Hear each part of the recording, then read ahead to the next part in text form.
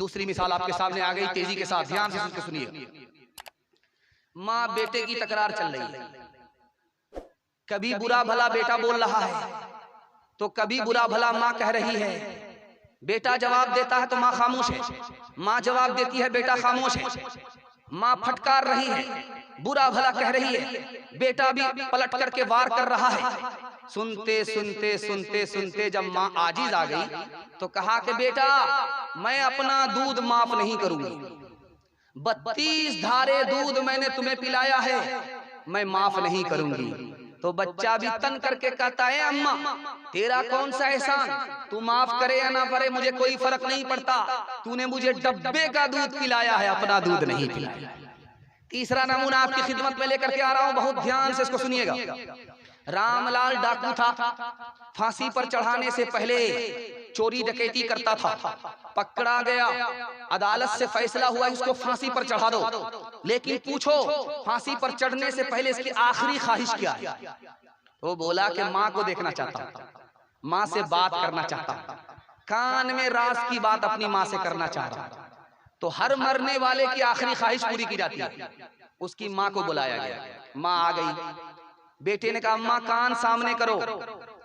जैसे ही कान सामने किया बेटे ने कान काट लिया, दांत से कान ही काट लिया। तो जल्लाद ने कहा कि कितना बेशरम लड़का है, अभी थोड़ी देर में फांसी पर चढ़ने वाला और मौत से पहले ख्वाहिश किया था कि माँ से मिलना है, बात करनी है, माँ के ही कान काट डाले। तो उस लड़के का जवाब सुनिए कि जिस वक्त बचपन में मैं चोरी करके लाता था तो मेरी माँ कान के नीचे मुझको तमाचा नहीं लगाती थी, पीठ ठोक करके कहती थी वाह बेटा क्या काम किया है। मैंने कान इसलिए काटा कि आज मैं जो फांसी पर चढ़ रहा हूँ इसी बदनसीब माँ की वजह से चढ़ रहा। तीसरा नमूना आपकी खिदमत पे तेजी के साथ निकल जाए, ध्यान से इसको सुनिएगा, तेजी के साथ निकल जाए। एक तरफ मजमा है मर्दों का, एक तरफ मजमा है औरतों का। औरतों की तरफ से चिट्ठी आई, एक सवाल का जवाब दो। एक मर्द 4 औरत से शादी कर सकता है, एक औरत 4 मर्दों से शादी क्यों नहीं कर सकती? एडवांस जमाना है, जदीद साइंस का जमाना है, टेक्नोलॉजी का जमाना है। जब एक मर्द 4 शादी कर सकता है 4 औरत से, तो एक औरत 4 मर्दों से निकाह क्यों नहीं कर सकती? तो उसको औरत की बात को औरत की जबान में समझाया गया। तुम सास को जानती हो? तो कहा कि हाँ जानती है। तो कहा कि जब तुम्हारी 4 शादी होगी 4 मर्दों से तो तुमको 4 सास मिलेंगी। ये सास पश्चिम की तरफ से अजाब, वो सास पूरब की तरफ से अजाब, ये सास उत्तर की तरफ से अजाब, वो दक्षिण की तरफ से अजाब। 4 सास एक मर्तबा तुम्हारे ऊपर मुसल्लत होगी। अब उसको समझ में आया ना बाबा ना बाबा, एक ही शादी सही है, एक सास को झेलना मुश्किल है, या 4-4 सास को झेलना आसान। अब उसको समझ में आया। जब मैके से बेटी ससुराल आती है, ससुराल से मैके आती है, तो घर की सारी औरत घेर करके उस लड़की से पूछती है कि बेटी शौहर कैसा था? तो लड़की बोलती है सुभान अल्लाह। ससुर कैसे थे? अल्हम्दुलिल्लाह। ससुराल कैसी थी? तो माशाअल्लाह। सास कैसी थी? इन्ना लिल्लाह, जल्ले तू जलाल तू, इस बला को टाल। तो माँ समझ गई कि बेटी को सास पसंद नहीं, ससुर पसंद है, शौहर पसंद है, ससुराल पसंद है, लेकिन सास पसंद नहीं। तो माँ ने कहा बेटी एक बात बताओ, तुम जो ससुराल गई थी तो तुमको कौन लेकर के गया था? क्या मेरी सास आई थी, मुझको पसंद किया था, देखा सुना था और अपने बेटे के लिए पसंद किया, अपने बेटे के लिए शादी किया, और मुझको मैके से ससुराल लेकर के जो गई थी वो कोई और नहीं थी, मेरी सास थी। अब माँ ने कहा कि बेटी ये बताओ, अगर सास ने तुम्हारे ऊपर ये एहसान किया नहीं होता तो तुमको इतना अच्छा ससुर मिलता, इतनी अच्छी ससुराल मिलती, इतना अच्छा शौहर मिलता। अब बेटी को समझ में आया कि सास दुश्मन नहीं होती है, बल्कि कभी माँ से ज्यादा, कभी माँ के बराबर होती है। 3 मिसाल जल्दी से आ जाएगा, निकल जाएगा। पहले के जमाने में ये होता था कि मुसलमान लड़का गैर मुस्लिम लड़की को लेकर के भागता था, ये भी गलत है। उसके बाद ये होने लगा कि मुसलमान लड़की को गैर मुस्लिम लड़का लेकर के भागने लगा, ये भी गलत है। लेकिन अभी कुछ और हो रहा है जो मैं आपको सुनाने के लिए जा रहा हूं। खून के आंसू आप बहाएंगे, कलेजा मुंह पा जाए। कितनी दर्दनाक कहानी इस वक्त हो रही है। पहले मुसलमान लड़का लेकर के भागता था गैर मुस्लिम लड़की को, उसके बाद मुसलमान लड़की को गैर मुस्लिम लड़का लेकर के भागता था।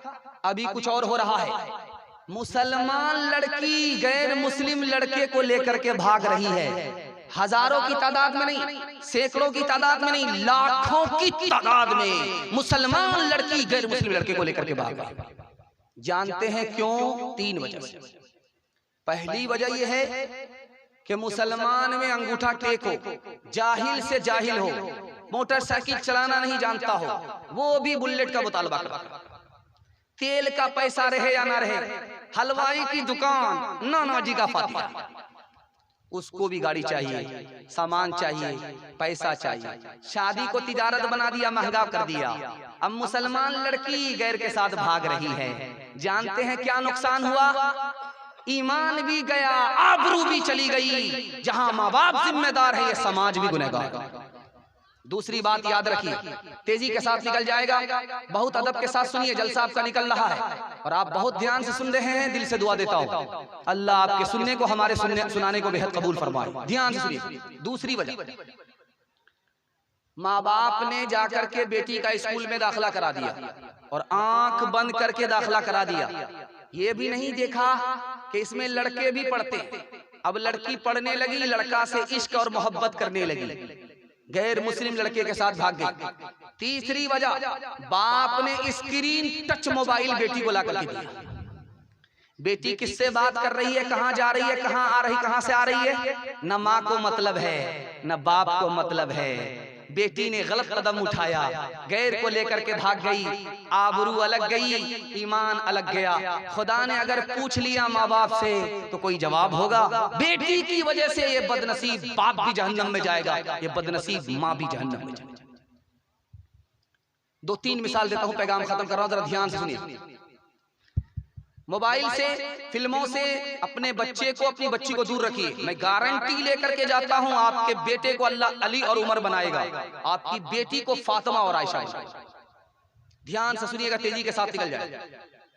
डीजे का डांस चल रहा था, एक लड़की डांस कर रही थी, एक आदमी डांस कर रहा था, तो एक आदमी बोला, वाह रे लड़की क्या डांस किया। तो बगल का आदमी बोलता, वो लड़की नहीं है, लड़का। तो ये आदमी कहता है कि माफ कीजिएगा मैडम, मुझसे भूल हो गई। कहा मैं मैडम नहीं हूं, उसी लड़के का बाप। दूसरी मिसाल आ रही है, ध्यान से सुनिएगा।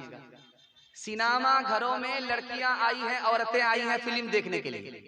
फिल्म देखने के लिए औरतें आई, औरत आ गई फिल्म देखने के लिए। मैनेजर ने लाइट ऑन करके कहा कि कोई औरत अपने यार के साथ शौहर को छोड़ करके फिल्म देखने के लिए आ गई है। उसका शौहर थाना में केस कर रहा है उस आदमी के खिलाफ। मैं लाइट 5 मिनट के लिए बंद करूंगा, वो औरत चुपके से भाग जाए। सिनेमा घर औरतों से खचाखच भरा हुआ था। जैसे ही लाइट 5 मिनट के लिए बंद करके जैसे ही ऑन किया, सारा सिनेमा घर खाली। ध्यान से सुनिएगा, तीसरी मिसाल आपके सामने रखने के लिए जा रहा हूं। बीवी ने शौहर से कहा कि ये मेरा जो कान है ये खाली है, अच्छा नहीं लगता है, इसमें जेवर पहनाओ। तो शौहर ने कहा, गरीब आदमी कहां से जेवर पहनाऊंगा, मेरा कान भी तो खाली रहता है, मैं कहां जेवर पहनता हूं, तुम भी उसी तरह कान खाली रखो। औरत ने कान पकड़ करके कहा कि मेरा जो कान है वो जेवर पहनने के लिए, और तुम्हारा जो कान है मेरी फरमाइश सुनने के लिए। अगर फरमाइश नहीं सुनोगे तो कान को इस तरह मरोगे। बीवी ने शौहर से पूछा, अगर रात में चोर आ जाए तो क्या करोगे? कहा कि जो चोर कहेगा वही करूंगा। तेरा दिमाग खराब हो गया है, ऐसे तो पूरे घर को चोर चोरी करके लेकर के चला जाएगा। तो औरत मर्द ने कहा कि आज तक इस घर में मेरी कुछ चली ही नहीं, दूसरा चलाता है, तो जो चोर कहेगा वही मैं करूंगा। तीसरी मिसाल आ रही है, ध्यान से सुनिएगा।